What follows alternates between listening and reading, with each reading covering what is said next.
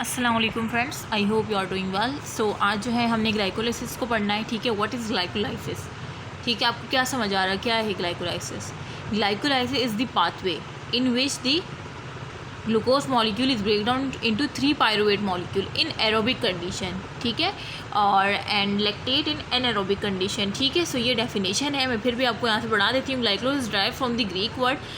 Glucose का मतलब होता है स्वीट और शुगर, लाइसिस होती है रेजोल्यूशन। ठीक है, मतलब ग्लूकोज मतलब ग्लूकोज, लाइसिस मतलब उसका टूटना, ब्रेक डाउन, रेजोल्यूशन हो जाना। यूनिवर्सल पाथवे है इन द लिविंग सेल, मतलब हर सेल्स में आपको ग्लाइकोलाइसिस मिलेगी। बॉडी के जितने भी सेल्स हैं वहाँ पे ग्लाइकोलाइसिस परफॉर्म होती है। The complete pathway of glycolysis was elucidated in 1940। The pathway is often refer to, ये इसका दूसरा नाम है EM pathway, mean Embden Meyerhof pathway. ठीक है, इसका सेकंड नेम है in honour of the two biochemist. ये इतना इंपॉर्टेंट नहीं है। ग्लाइकोलाइसिस की डेफिनेशन देखिए, glycolysis define is the sequence of reaction. ये क्या है? सीक्वेंस ऑफ रिएक्शन है, जिसमें क्या होता है, कन्वर्टिंग होती है ग्लूकोज की या ग्लाइकोजन के लिए, ठीक है, उसकी टू पायरुवेट में या लैक्टेट में। पायरुवेट होगा एरोबिक कंडीशन में, लैक्टेट होगा एनएरोबिक कंडीशन में। ठीक है, with the production of ATP। ठीक है, इससे पहले भी मैंने आपको वर्बली एक डेफिनेशन बताई थी कि in this pathway the glucose molecule is break down into pyruvate in aerobic condition and lactate in anaerobic condition. ठीक है, साइलेंट फीचर अगर मैं इसके बताऊँ आपको तो ग्लाइकोलाइसिस क्या है, टेक प्लेस होता है in all cell of the body. Glycolysis body के तमाम सेल में परफॉर्म होता है। ठीक है, the enzyme of this pathway is present in cytosomal fraction. जो इसके एंजाइम होते हैं ना, वो कहाँ पे होते हैं? वो साइटोसोमल फ्रैक्शन में होते हैं, क्योंकि ये परफॉर्म ही साइटोप्लाज्म में हो रही होती है। Glycolysis occur in the absence of oxygen. अगर एब्सेंस ऑफ ऑक्सीजन में, जैसे मैं बताया था कि एनएरोबिक में उसका लैक्टेट होगा एंड प्रोडक्ट, जबकि एरोबिक में क्या होगा, पायरुवेट होगा। ठीक है, ये वही बात लिखी हुई है।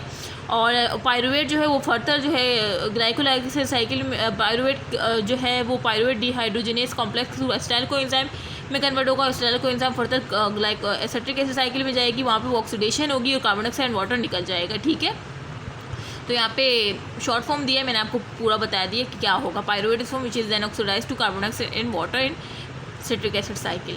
Glycolysis major pathway for ATP synthesis. Glycolysis क्या एक मेजर पाथवे है, किसके लिए? ATP की सिंथेसिस के लिए मेजर पाथवे है, ये आपको पता होना चाहिए। ठीक है, in tissue glycolysis major pathway for ATP synthesis in tissue. कौन से टिश्यू में? Lacking mitochondria. ठीक है, माइटोकॉन्ड्रिया वो टिश्यू जिनके पास माइटोकॉन्ड्रिया नहीं होते, लाइक RBC हो गए, एरिथ्रोसाइट, कॉर्निया, लेंस, ये ऐसे हैं जिनके पास जिसके पास माइटोकॉन्ड्रिया नहीं होता। ठीक है, माइटोकॉन्ड्रिया नहीं होगा तो जाहिर सी बात है सिट्रिक एसिड साइकिल तो नहीं चलेगी, वो तो माइटोकॉन्ड्रिया में ही होती है ना। ग्लाइकोलाइसिस एक ऐसी साइकिल है जो कि साइटोप्लाज्म में चलती है। ठीक है, तो जाहिर सी बात है जब लेकिन माइटोकॉन्ड्रिया है तो ये सिर्फ ग्लाइकोलाइसिस पर ही डिपेंडेंट रहेगा ना। कौन? एरिथ्रोसाइट, कॉर्निया और लेंस, वो टिश्यू जिनके पास माइटोकॉन्ड्रिया नहीं होता, वो सिर्फ डिपेंडेंट रहेंगे ग्लाइकोलाइसिस पे। इस वजह से कह रहे हैं glycolysis major pathway for ATP synthesis. ठीक है, अच्छा, उसके बाद हम आगे चलते हैं। आगे है glycolysis very essential for brain. Glycolysis क्या है? बहुत ही ज़्यादा एसेंशियल है ब्रेन के लिए। Why? Which is dependent on glucose for energy, क्योंकि ब्रेन जो है ना वो डिपेंडेंट होता है किस पर? ग्लूकोज पर डिपेंडेंट होता है एनर्जी के लिए।